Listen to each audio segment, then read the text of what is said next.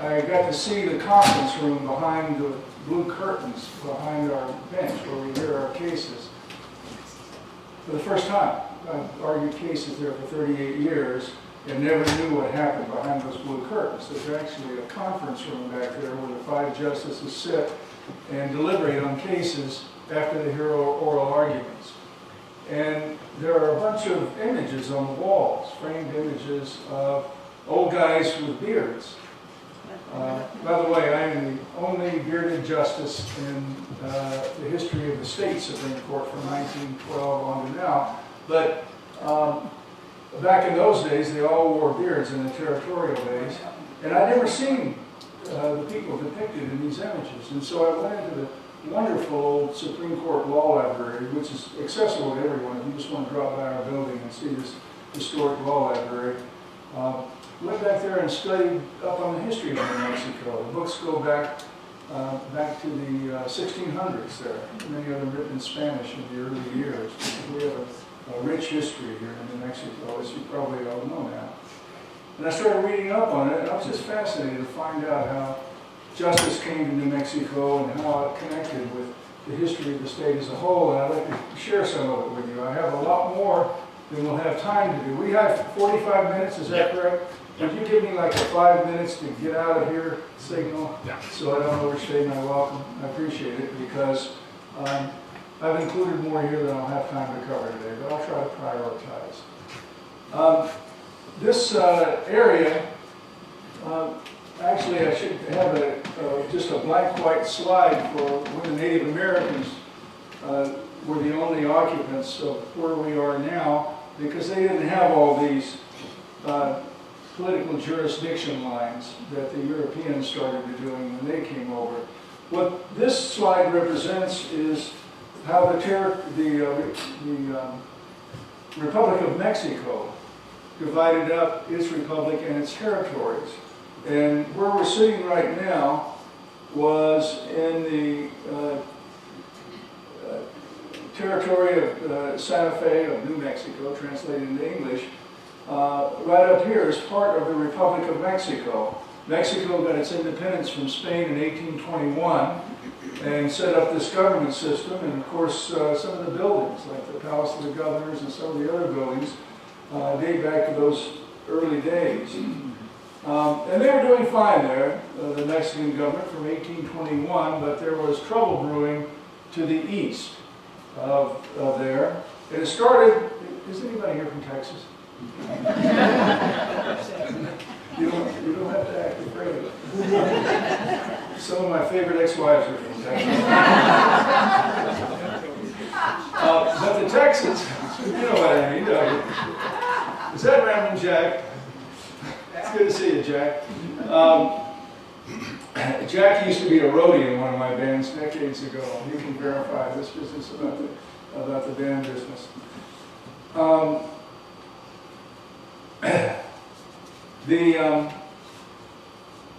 The Europeans in the United States, in particular, were moving in from the east. And it started off with the Texans. And the Texans in New Mexico have a very interesting relationship. Well, you know what I'm talking about. Yes. And they had an interesting relationship with the Republic of Mexico. Texas and Mexico got into a dispute, and that resulted in the Battle of the Alamo and all that shooting and killing and that sort of thing. And even though Santa Anna won the Battle of the Alamo, he was defeated shortly afterward by the Texans. And they made a settlement. And Santa Anna, as president of Mexico, thought he was giving up this land to the Texans. And one thing about Texans is that they have very positive self-images. Bless their hearts, they do. You know, they're not lacking in confidence. They should be running for president now. But the Texans thought this is what they got. Now, you might notice this curved line here. That, of course, is the Rio Grande River. Santa Fe would be within the state of Texas right now, if the Texans had been able to hold on to that claim. This is a an overlay over our current state lines to show you how this disputed territory would have gone into New Mexico, up into Colorado, even up into Wyoming. And they ended up deciding they were just going to go and send an army out and take it by force.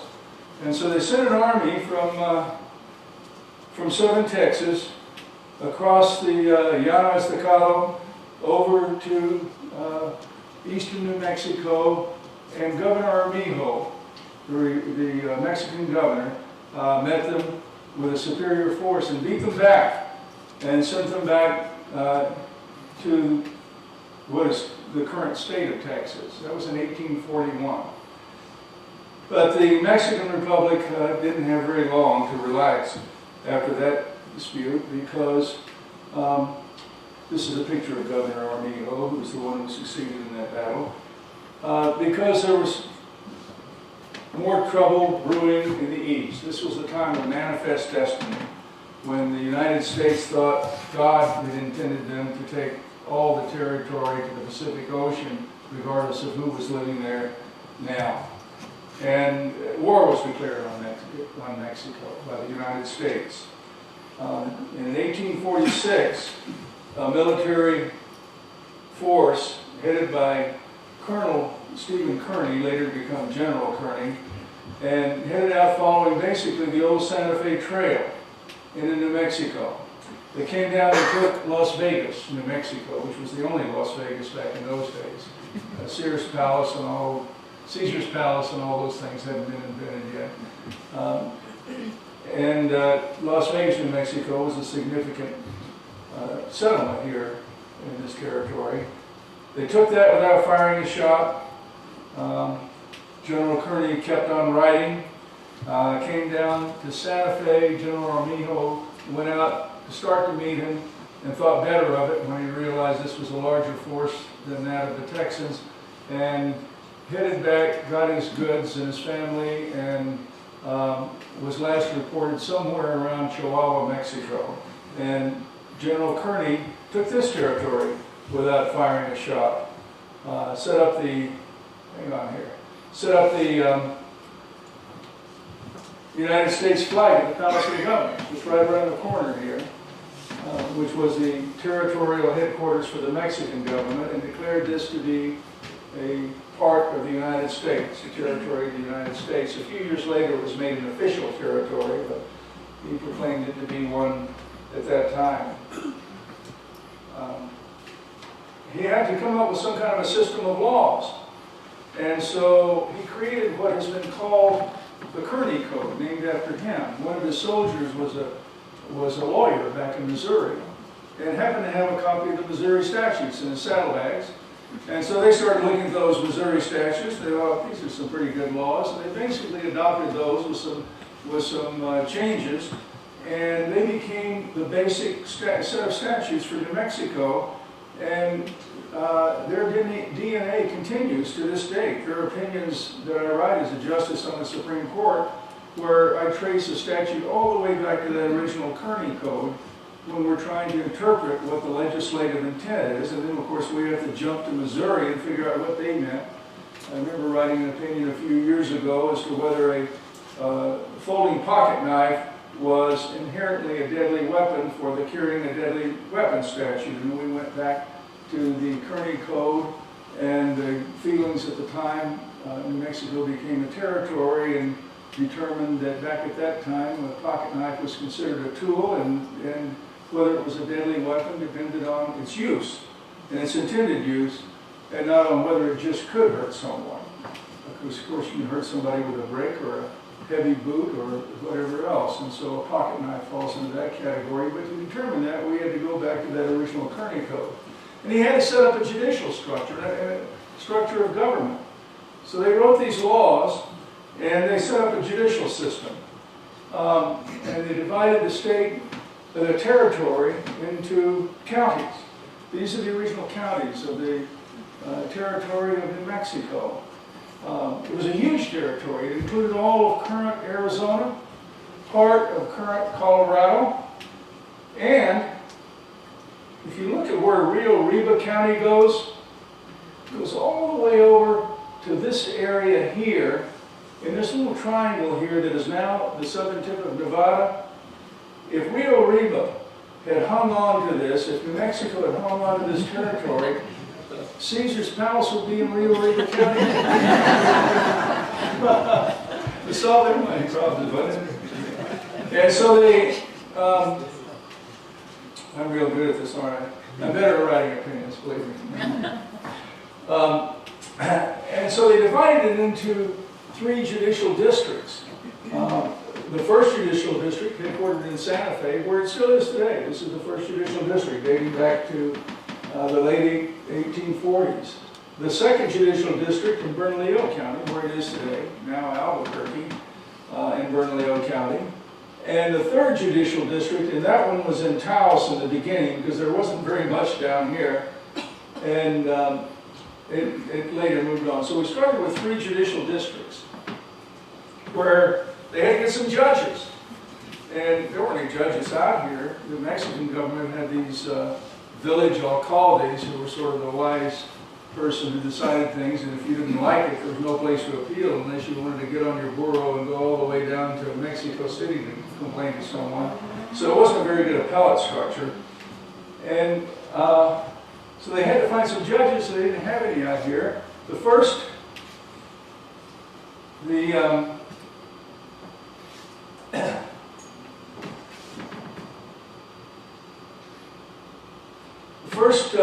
judge in the territory here was the judge of the first judicial district, Joab Houghton, whose qualification for the office was he'd been an engineer by background, and he was running a dry goods store over here in the Santa Fe Plaza. And the other 2 were ranchers, landowners, one named Beaubien, one named Otero, and they were the first 3 district judges. And they would ride circuit in that far-flung territory that includes over 2 current states now, as you can see from that map. And then in January, those 3 judges, after trying cases during the year in this far-flung territory, would come to Santa Fe to hear appeals from their decisions. They would be the territorial Supreme Court. And so you're laughing because you think, wait a minute. You appeal the judge's decision, and then you go up and argue it to him? Yes, that's what they did. It was a great economy for the territory not to have to spend extra salaries. You're looking skeptical. I got a book here to prove it. This is volume 1 of the New Mexico reports. These are the published opinions of the justices that date back to that era. Our opinions today are still published in these kinds of books. I forget what volume we're up to now, but here's an opinion that I ran into the other day from back in those early days. An opinion written by Chief Justice Davenport after Chief Justice Howard. My flashes here. What's this lights going on? No, I just thought. Here it is. Bustamante versus Anaya from 1857. Opinion by Chief Justice Davenport.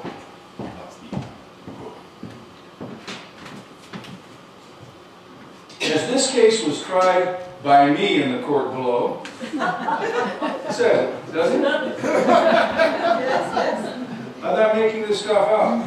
I have felt a deep anxiety and much interest in arriving at just legal conclusions in the investigation of the principles which should conduct the mind to a correct opinion, blah, blah, blah. He goes on for page after page, studying what the learned trial judge, that is, himself, had decided. And finally, at the end, as we usually do at the end of our opinions, announces, therefore, who won? Who do you think? If there is any error, it is not error against appellant. That's the person appealing. Let the decree below be affirmed with cause. And that's the way they did it in those days. And did it that way for the entire territorial period. The trial judges were also the territorial court judges.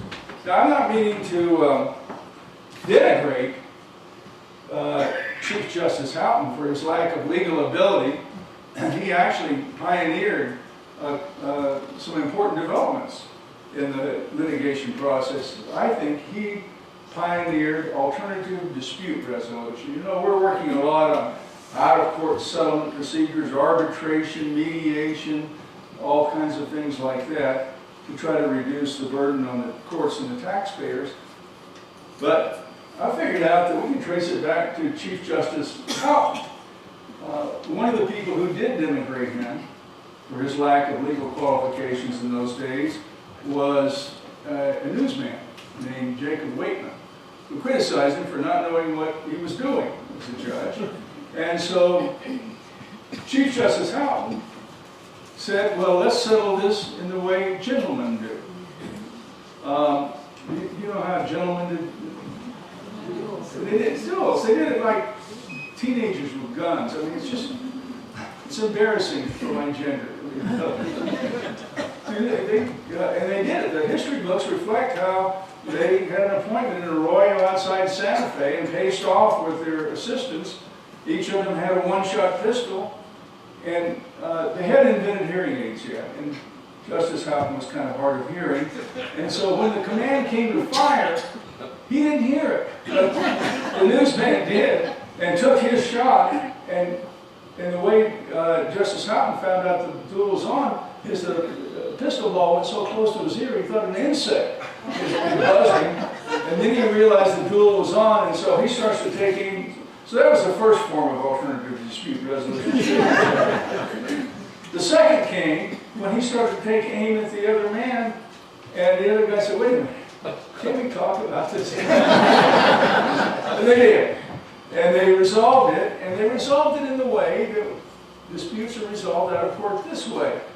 Both of them walked away unhappy, but nobody got killed, and both of them ended up better off, and that's the way we settle cases out of court now. If everybody's slightly unhappy, you know it's a good settlement. So Justice Houghton, even though he's criticized for doing that duel, I think ought to be given credit for alternative dispute resolution.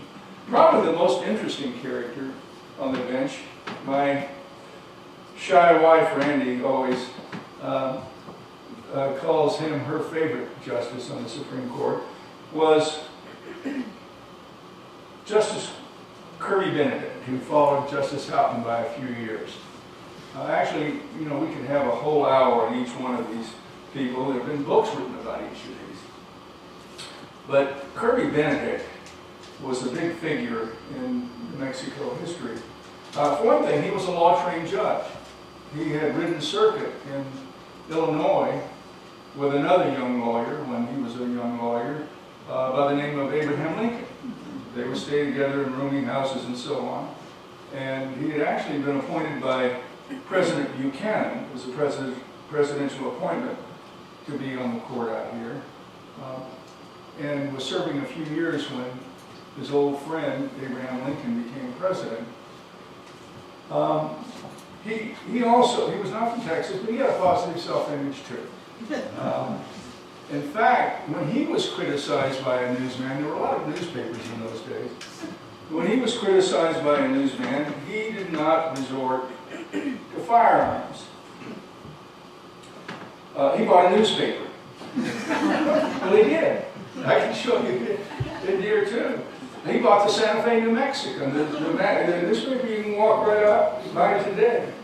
He bought the Santa Fe New Mexican. And so when the Santa Fe Gazette criticized him for one thing or another, the Santa Fe New Mexican would respond with editorials. Let me share with you one of the editorials his newspaper published. The people of this district may congratulate themselves in possessing as efficient a judge as they now have in the person of Chief Justice Benedict. And he goes on and on and on and on, talking about how great Chief Justice, at least the paper talks about how great Chief Justice Benedict is. Here's the Santa Fe Gazette's response. Upon completing the fall trip of his political machine, which he calls a court, Chief Justice Benedict has returned to the city and through his organ, that's his newspaper, through this organ has given Chief Justice Benedict another of those semi-annual editorial puffs which to Chief Justice Benedict are so delightful, and to write which does give Chief Justice Benedict so much pleasure. Chief Justice Benedict, in the estimation of Chief Justice Benedict, is one of the most remarkable men of the age. That is, if we are to believe what he says in his editorials about Chief Justice Benedict.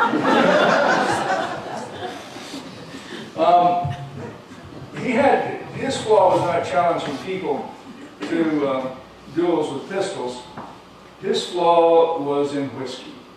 And back in those days, real men were fond of guns and whiskey. That was considered part of being a man in those days. And in the archives, in the basement of our Supreme Court, and incidentally, that's a public building, not just a library. You're free to come in and look at the courtroom. We're just right across the little river there between here and the Roundhouse. I invite you to come over. And if I'm free, I'll be glad to give you a tour around the court. It's a great old building. But down in our archives, we have some handwritten jury instructions. The instructions of law that judges give to the jury at the end of a trial, telling the jury what rules of law apply to the case. And in those days, they were all handwritten with those goose quill pens that they carved with their pocket knives, by the way. I found that in one of the opinions, written opinions, talking about one of the Supreme Court justices talking about pocket knives that gentlemen carved their pens with. And it has very neat penmanship on the first page, second page.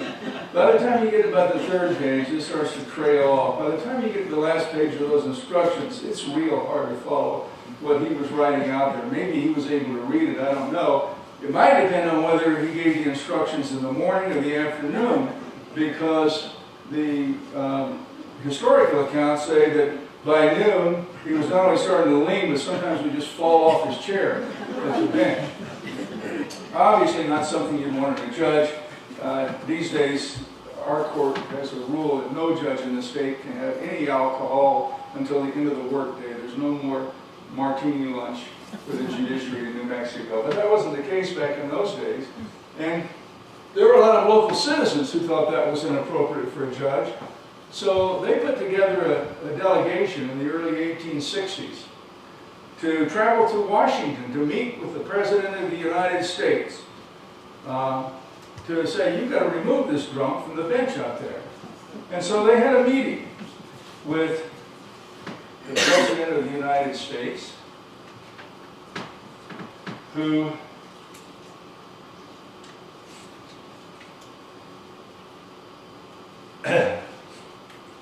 was Abraham Lincoln. And Abraham Lincoln heard them out. Remember, they had been sleeping buddies back when they were riding circuit in Illinois as young lawyers. And according to the historical records, the president at the end of the meeting said, well, gentlemen, I know Benedict. We've been friends for over 30 years. He may imbibe to excess, but Benedict drunk knows more law than all the others on the bench in New Mexico sober. He declined to remove him from the bench. And it wasn't until after Lincoln's assassination that President Johnson removed him. And so Benedict, cursing and mumbling, set up a law practice here off the plaza to start practicing law here in New Mexico. And he was replaced by Chief Justice John Slow. I couldn't find an image of him in his judicial robes. The reason he's wearing a uniform is that as General John Slow, he was commander of the Union forces during the Civil War in the Battle of Glorieta Pass. Right outside Santa Fe, between here and Las Vegas, the Confederates, Texans, in Confederate gray, decided to take another crack at New Mexico. And now that we had a Civil War going on, here was another opportunity. So they sent a bunch of Confederate troops from Texas up the Rio Grande. They took Mesilla, which was the big town in the southern part of the state then. They took Socorro, They captured Albuquerque, they captured Santa Fe, and they were headed to Las Vegas to complete the sweep. And at Glorieta Pass, the mountainous area, a little bit east of here, one of General Slow's officers figured out a way to avoid having to have a shootout with Confederate forces. They snuck around and burnt their supply wagons. And the Confederates, without any supplies at all, had to head back, and headed back all the way left New Mexico, went back to Texas, and never tried it again. So, what's that? Chávez. He was the one who led that. Oh, okay. It was the smart one. Yes. Well, General Slow got some of the credit for it. That might have been why they made him Chief Justice after the Civil War was over and after Kirby Benedict was replaced. He didn't exactly challenge anyone to a duel, but he also had his disputes. Now, you know, we're all lovey-dovey these days, and we get along with people and try very much to work with the legislature and the blessed sort of executive branch. Back in those days, they had more conflicts. And Chief Justice Slow had a conflict with a legislator named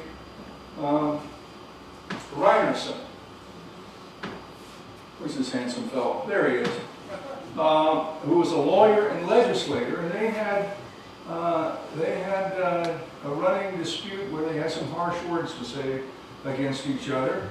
And so Justice Slow was not as heavy a drinker as Justice Benedict, now lawyer Benedict, had been. He waited until the end of the workday, but at the end of the day at court, he goes over to the old Exchange Hotel, which is now the La Fonda, right off the plaza here, to drink some dinner in the bar. And they ran into each other in the bar, and Rynerson, thinking that after they exchanged a few words, thinking that Justice Slow might be thinking about pulling out his Derringer and shooting, defended himself by pulling out his pistol and shooting Chief Justice Slow in the chest. I guess they should have spelled his name S-L-O-W, because once he saw Rynerson with the gun out, he didn't even get his hand in his pocket to draw his pistol. And Chief Justice Slow died minutes later there in the lobby of in the bar in the lobby of the hotel. Well, there was a feeling in those days that there were a lot more people that needed killing than cows that needed stealing, which explained the high rate of convictions for rustling and the low rate of convictions for homicide. But still, it was kind of wrong to shoot and kill the Chief Justice when he didn't even have a gun in his hand, so they indicted. They indicted William Rynerson. Now, even though Rynerson was a lawyer, he did what every lawyer knows you should do when you're in trouble. He hired a lawyer. And luckily for him, there was a lawyer who recently hung out a shingle there on the plaza by the name of Kirby Benedict. And so he hired Benedict to defend him, and Benedict defended on the ground of self-defense. The jury acquitted. I don't know whether they thought Justice Slow needed killing, or if they decided a man shouldn't wait for somebody else to pull a gun before he defend himself, or whether Justice Slow should have been saying the things he said about Rynerson. But they acquitted him on grounds of self-defense. Kirby Benedict then applied for the job of Chief Justice again. He didn't get it, and later died drunk in a gutter, disbarred. He had his problems, particularly with the drinking and so on. But Rynerson actually went on to fame in another way in New Mexico history. These tales keep crossing. Rynerson later became a prosecutor and was a prosecutor in the trial down in Lincoln County that resulted in the only murder conviction anyone ever got on New Mexico's most famous citizen, Billy the Kid, for killing Sheriff Brady of Lincoln County. And Billy the Kid claimed he had a pardon promised by Governor Lew Wallace, the author of Ben-Hur, you might recall from your history, and wrote to the governor saying, you were supposed to pardon me on this if I snitched on some people, and I snitched, and you haven't pardoned me, and they're going to execute me, and the governor ignored him. So Billy the Kid got his hands on a gun while he was in the Lincoln County Jail. The building still exists down there. If you've never been down to the town of Lincoln to see that, you can still go in that building, and it's not exactly configured the way it was in those days. They have what they claim is a bullet hole in the wall from where Billy the Kid shot himself out. Whether it's true or not, who knows? But it's kind of interesting to contemplate. Anyway, he killed 2 of the jailers on his way out of the building, escaping from there, and took off. Got tracked down in Fort Sumner by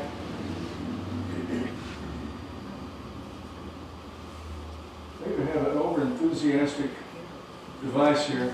By, oh, I know how I had this slide, because I'm coming back to him later. He was defended by a court-appointed attorney, Colonel Albert Fountain. That was Billy the Kid's defense attorney. Another figure in New Mexico history that we have time we'll get to here shortly. But Colonel Fountain lost, and Billy the Kid was convicted, escaped, went to Fort Sumner, and that's where Sheriff Pat Garrett tracked him down. By the way, in our Supreme Court clerk's office over here now, we have an old photograph of territorial lawmen, and Sheriff Garrett is among them there. You'll see right inside the door of the clerk's office, because he had a lot of connections to New Mexico history.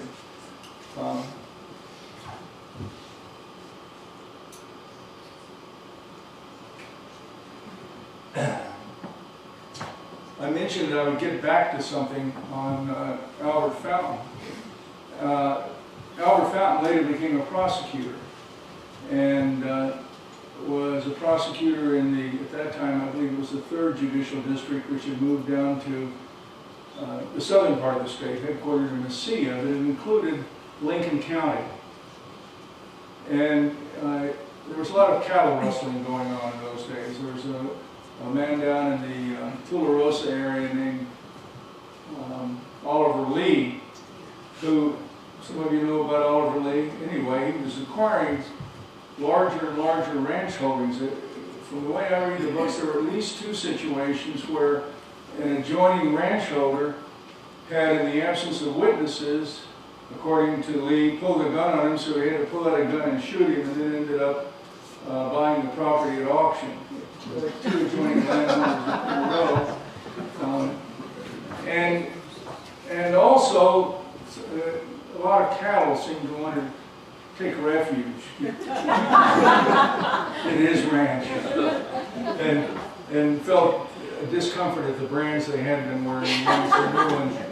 And so Colonel Fountain, now the prosecutor in that district, went over to that Lincoln County courthouse, which is the same one with the Billy the Kid jail, and got a grand jury indictment for cattle rustling against Albert Lee and 2 of his chief workers on the ranch. And there was a note slipped to him, to Colonel Fountain during those proceedings: if you just forget this and go away, you'll get back home alive. He ignored it. He got the indictments, and there were 3 horsemen seen tracking him and his, I believe it was a 9-year-old boy, Henry, whose mother said, take Henry along with you for safety, she thinking nobody would hurt him as long as he had his son with him. Henry and Colonel Fountain never made it back. They found their evidence of blood and part of Henry's belongings and so on at a place called Chalk Hill between Tularosa and Mesilla, and the horses and the buckboard came back without anybody in them. It was pretty clear they had been killed. No witnesses and no bodies. They still haven't found the bodies to this day. It's one of the mysteries in New Mexico history. Although I've received some information recently about where they might be, or might not. And so where Chalk Hill, it's a brand new device here, it's very enthusiastic. Chalk Hill was right here. This is Las Cruces, Mesilla. This is Tularosa up here. This is Oliver Lee's ranch, expanding ranch, and this is the Chalk Hill area. At that time, that was in Doña County, I believe. And so Lee and two of his men were indicted for murder. There was some circumstantial evidence, even though no eyewitnesses, for the murder of both Colonel Fountain and his son. And they refused to surrender, and Pat Garrett, who's now sheriff down in Doña County, went out after them with a posse, and there was a shootout where one of the deputies was killed. And Oliver Lee still wasn't taken into custody. Oliver Lee also hired a defense attorney. There was a special prosecutor who, that's a defense attorney. Some of you are laughing because you remember Albert B. Fall's contribution to national history.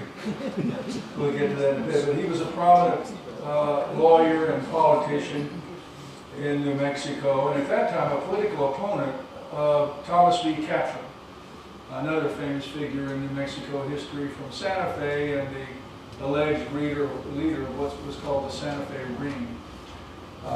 Catron was the prosecutor. Fall was the defense attorney, and Fall didn't want to surrender his client to Pat Garrett. And so what he did was go to Governor Otero in Santa Fe. He said, Governor, you know those counties down there are awfully big. We kind of need to cut them up a little bit, and you've been a great man to our state. We ought to have a county named after you. And so they did. They created a new county, Otero County, which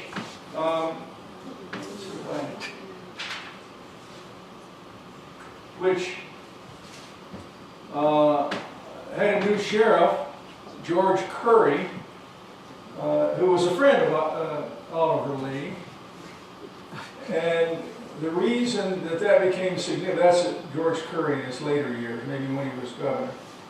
But the reason is that Chalk Hill no longer was in Doña County, where Garrett was sheriff. It was now in Otero County, where Curry was sheriff. And so they were able to surrender Oliver Lee and his men to George Curry, who said, well, you guys are pretty reliable people. I'll release you on your recognizance pending trial. The case was tried over in Hillsborough, and it was a major case. I've talked to some of the descendants of Oliver Lee recently, and they say, I think I have an image of some of the people gathering around the trial. There it is.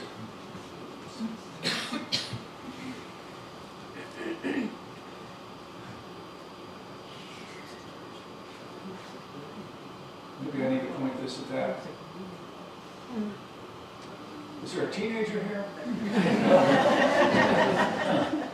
That's what I do at home. Oh, here's the photograph from the trial around the turn of the century. And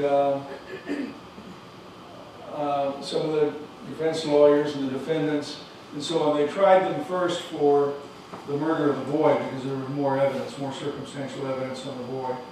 And some of the descendants of Oliver Lee tell me that the family lore is that the men from the ranch were there at the courthouse, armed and ready to go in case there had been a guilty verdict because they were headed to Mexico. Turns out they didn't need to. The jury acquitted on grounds of lack of evidence. And the outcome of all that was Catron got a county named after him. Otero, the governor, got a county named after him. Albert B. Fall got a scandal attributed to him. He later became Secretary of the Interior under Warren G. Harding, and was the first cabinet officer ever sent to prison for corruption in the history of the United States. That's New Mexico's contribution to the Teapot Dome scandal. Albert Fountain got a roadside marker. It's down there alongside the highway nearest to Chalk Hill, marking the Albert J. Fountain murder site. Sheriff Garrett lived a few more years. He went on from there, but one of Oliver Lee's friends later shot and killed him outside Las Cruces, Mesilla, saying he thought that Sheriff Garrett was going for his rifle, and Garrett died.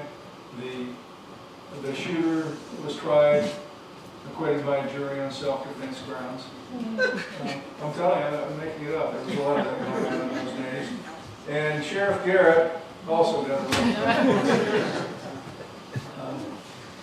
Reflecting the murder site. I think that's off Highway 70 down there outside Las Cruces.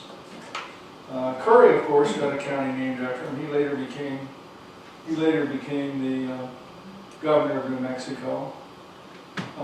After 40 years of the territorial court, we started a modification of the 3 judges becoming the 3 justices to review their opinions.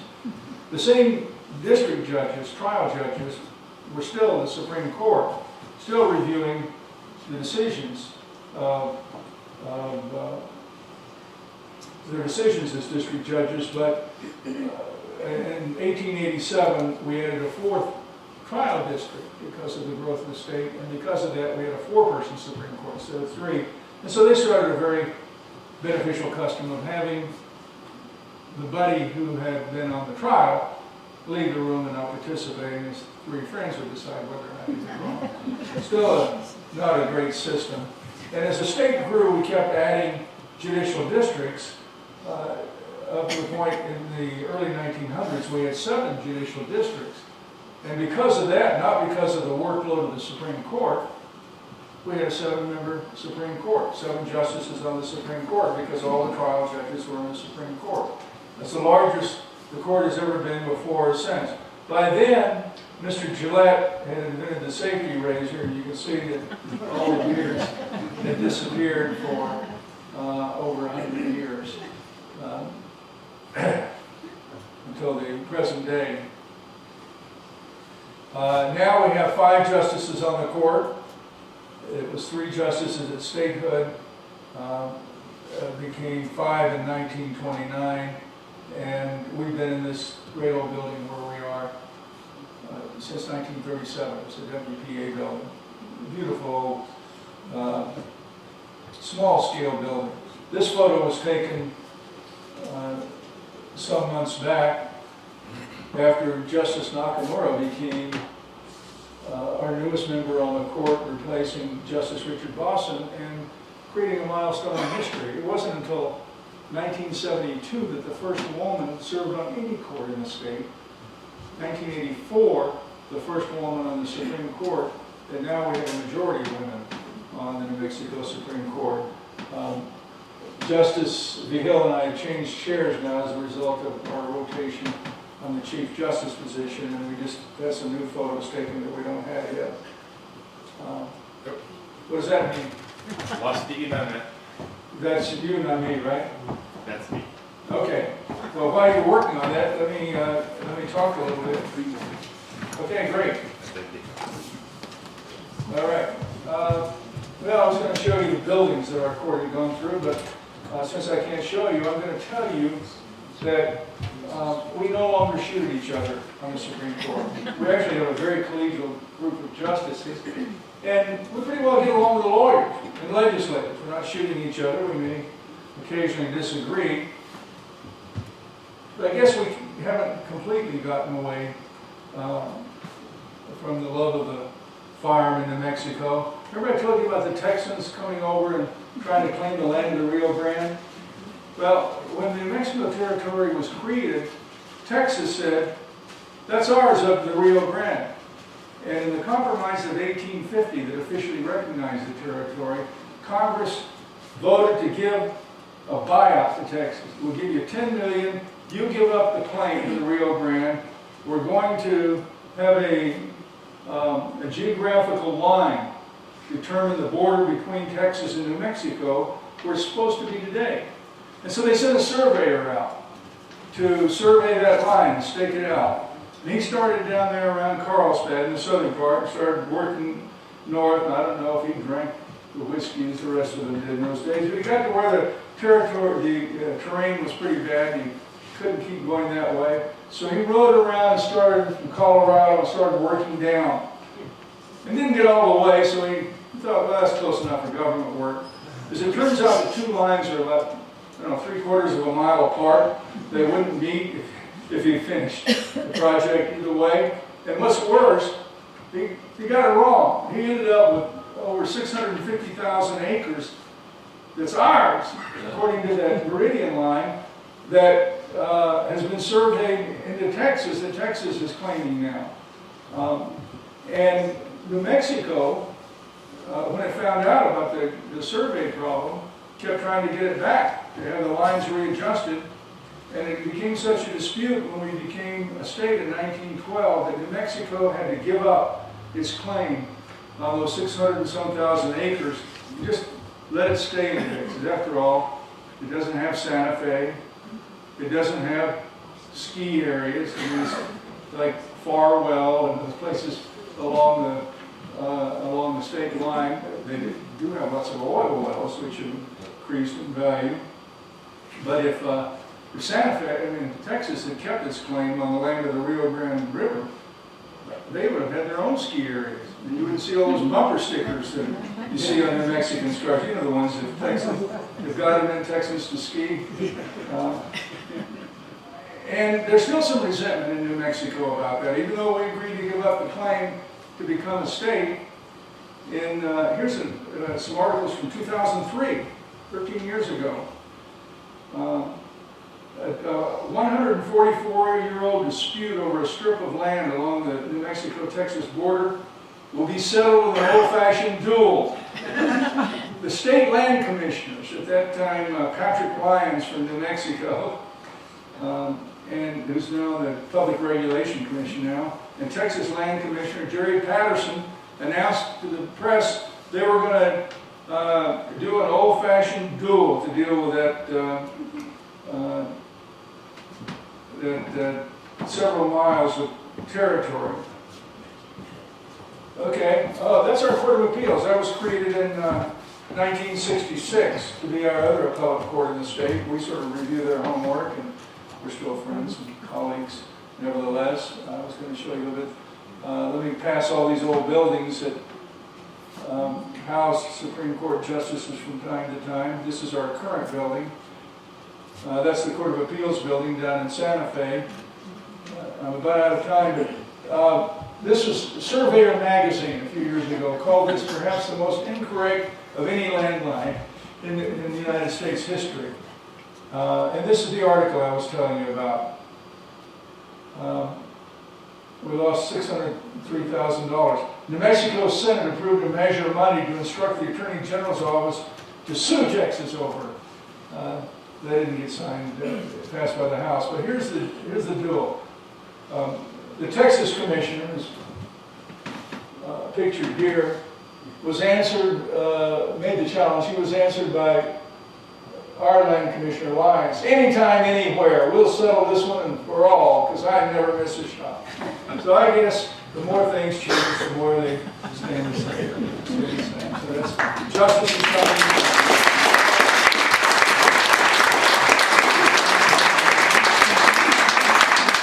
Thank you. I'll try to answer questions. Oliver Lee has a state park named Oh yeah, that was one of the slides I thought I had there. He got a state park named after him. Much better than a roadside marker. Yeah, his family donated the ranch house. Yeah, it's right south of Alamogordo. You can go see it today, yes. Okay, back in the Wallace days there, what association, if any, may the Supreme Court have had with the Captron Santa Fe ring people? It varied on which judges were in office at the time. For example, Albert Fall, the one who ended up defending Oliver Lee, was an opponent of the Santa Fe ring people, and he served briefly on the Supreme Court and was a district judge in the district headquarters in Mesilla. So it varied. Lee and Catron later became political allies, interestingly. But for a time, Lee was the Democratic leader and Catron was the Republican leader. So there was a lot of back and forth and in and out, and the lawmen and the outlaws sometimes changed sides. It was a very significant feature of New Mexico history. Yes? Your current building, Yes. was it designed to be the Supreme Court? It was. Before then, we had shared office space since the 1890s with the, let me tell you about this one, since you're asking about the buildings. When we first became a territory, the court set up on the south side of the plaza in this former military chapel called the Castrense, and Archbishop Lamy said it was a sacrilege to have courts in a holy building, and so ran us out. And can't believe I'm having such trouble with this. And so we then moved across the street to be with the rest of the government offices in the Palace of the Governors.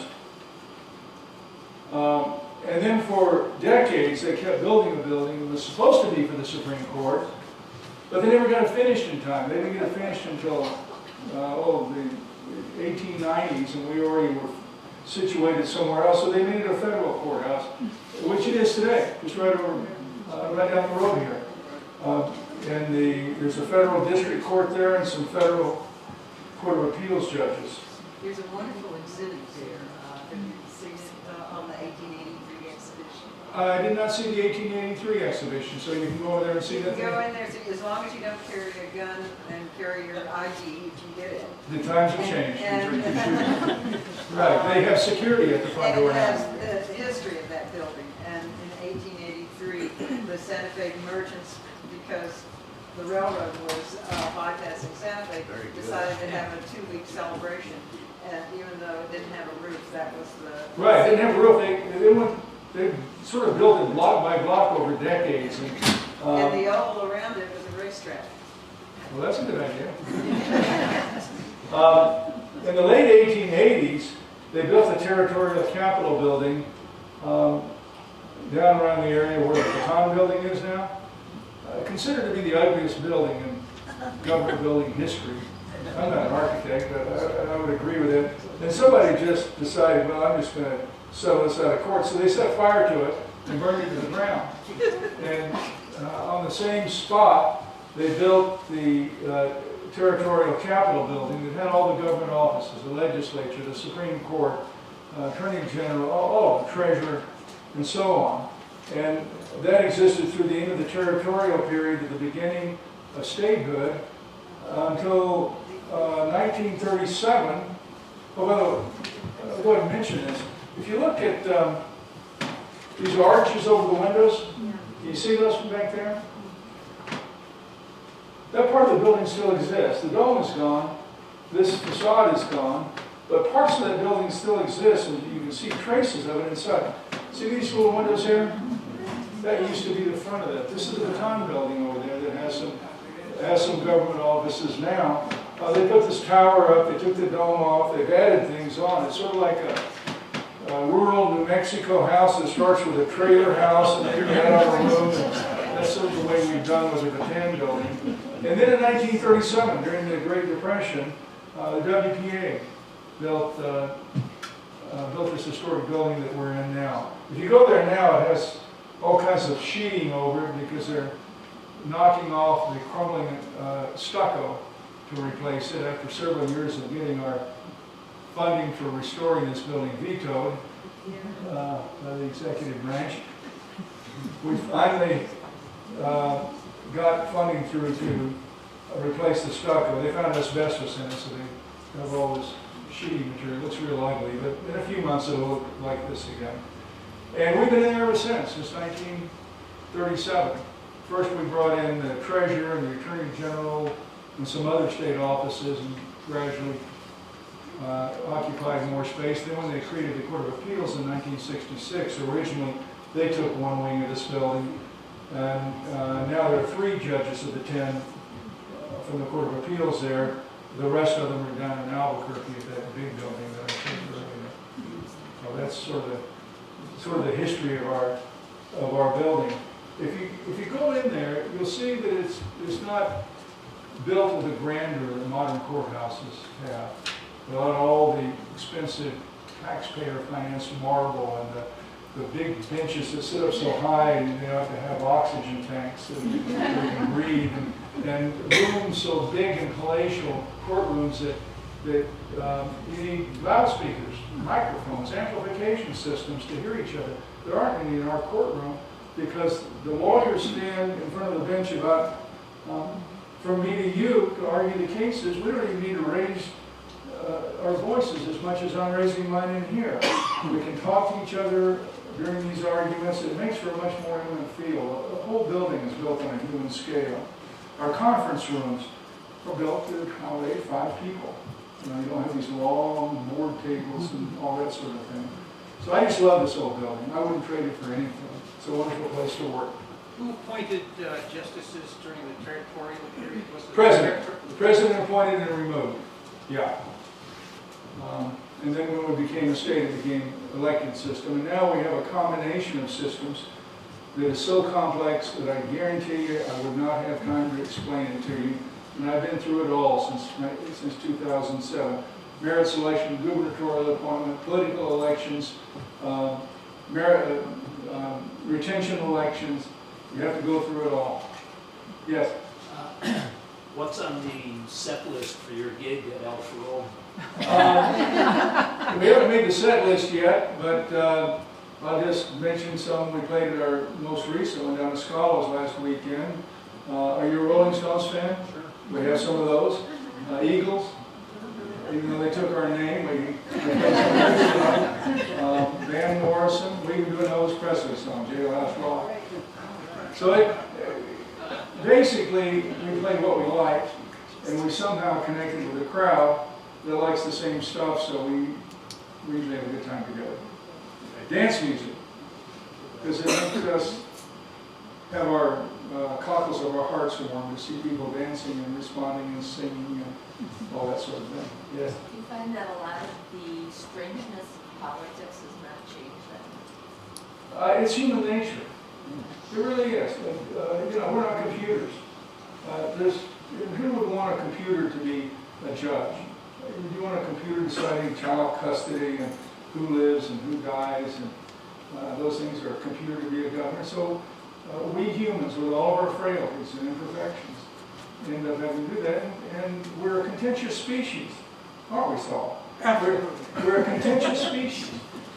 You see it all over the world. I listen to the radio every day. I live in Albuquerque now because my wife and grandchildren are living with us. Had all their connections there, and so I didn't want to uproot them all and come up here. So I drive up here every morning about 6 or 7 and listen to the radio. And all I hear is human misery and conflict on the radio. That's all. I don't care whether it's politics in this country or ISIS in the Middle East. Our species just keeps doing that with each other. Luckily, we have lots of nice things about us too. So I believe the positive outweighs the negative, but there is that sort of tendency toward conflict. We're sort of aggressive. That's how we dominated the earth. And it shows in our politics. Yeah. Ask me at the end of every legislative session when the vetoes come down, whether politics is still conflicting. We've had the money for the Chief Justice's administrative assistant's salary vetoed. We had the furniture for your new courthouse vetoed, where the court was looking into having a citizens flotilla of folding chairs and tables for the jurors to sit on and the witnesses to sit on while they were testifying. We finally got it worked out with some help from the legislators, but that kind of conflict just goes on. part of what we have to deal with. Yes? Speaking of conflict, the district court house here was a source of great conflict. To what extent did the courts administer the design of that or The current one? the new district court? Our court has nothing to do with it, it's built by the county. And so the Supreme Court supervises a lot of what goes on in the state judiciary. Supervises personnel problems, supervises budgets and all that. But because of the strange patchwork of New Mexico statutes and constitutional revisions, the county is supposed to provide the buildings. And the state is supposed to provide funding, like furniture for the buildings. It's all very complicated. So I don't know how that got designed, but it got designed without our input. And then once it got in, we went to the legislature and said, we'd like a security system for the front door. It was vetoed. We would like the furniture for the building so the jurors have a place to sit when they listen to the case. Vetoed. All of it was because we had to get it from a different source. I'm sure there was a good reason for it. I'll figure it out someday. My mother taught me never to say anything bad. If I couldn't say anything good, not to say anything at all. So I'm not going to go into why those vetoes took place. I'll just say, like she said about my father, they're both gone now. She said to me, Charles, I won't say your father has any faults, but he does have some ways I'll never understand. So that's all I'll say about those vetoes. Yeah. Is there any Depression era art in that building, or is it just the Our building? Yeah. There are only two pieces that I would call art. We have a lot of photographs and stuff of the court. You can go see all the old justices. But there, in the back of our courtroom, there are two pieces of WPA era New Mexico art by New Mexico artists who are famous, whose names I don't know. I apologize. My wife would know. She's the art collector. In our family, we have a division of responsibility. She's responsible for everything that hangs on the inside of the house, or where we live, or anything like that. And I'm responsible for anything I want to hang in the garage. But she knows art, I don't. I would probably have velvet Elvises. But there are a couple of sort of landscapey looking paintings in the back of our courtroom that I'm told are very valuable historic pieces of art, but that's all. So I can't show you art if you come, but it's a nice place. Are we out of time? Yep. Thank you.